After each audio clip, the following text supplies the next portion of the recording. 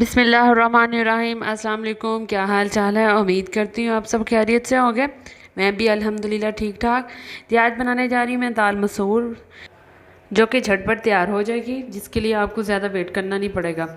सबसे पहले मैंने ली है 1 कौली दाल मसूर की, थोड़ा सा लहसुन, सब्ज़ मिर्चें, बाकी जो डेली के रूटीन के हमारे स्पाइसेस हैं, नमक, ज़ीरा, हल्दी और लाल मिर्च, सूखा धनिया पाउडर, साथ सब्ज़ धनिया। सबसे पहले हम प्रेशर कुकर में पानी डाल के रख देंगे बॉईल होने के लिए।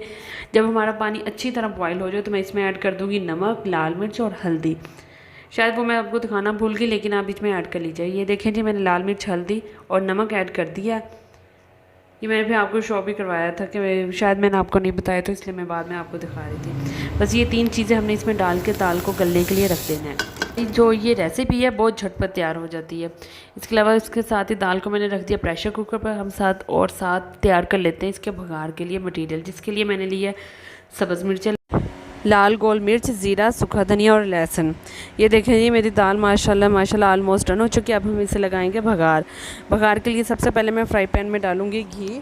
मैं घी का यूज़ कर रही हूँ, आप चाहें तो ऑयल भी यूज़ कर सकते हैं, प्योर खालिस घी भी यूज़ कर सकते हैं। तो अब मैंने डाल दिया इसमें लहसुन डाल के हम इसे ब्राउन कर लेंगे। ब्राउन होने तक पकाना है। ये देखें, जब लहसुन हमारा थोड़ा सा डार्क ब्राउन हो जाए तो फिर इसमें ऐड कर दूँगी लाल गोल मिर्च। थोड़ा सा फ्राई करने के बाद इसमें डाल दूंगी सब्ज़ मिर्चें, ज़ीरा और सूखा धनिया।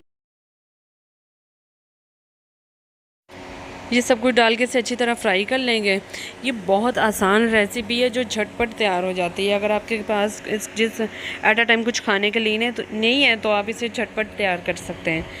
सिर्फ 3 इंग्रेडिएंट्स, ना हमें टमाटर, ना हमें प्याज, किसी चीज़ की ज़रूरत, सिर्फ सब्ज़ मिर्चें, सूखा धनिया, ज़ीरा और लहसुन।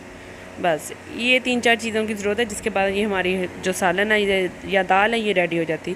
ये देखिए जी, माशाल्लाह मेरी दाल पक रही है। ये लगा दिया मैंने भगार।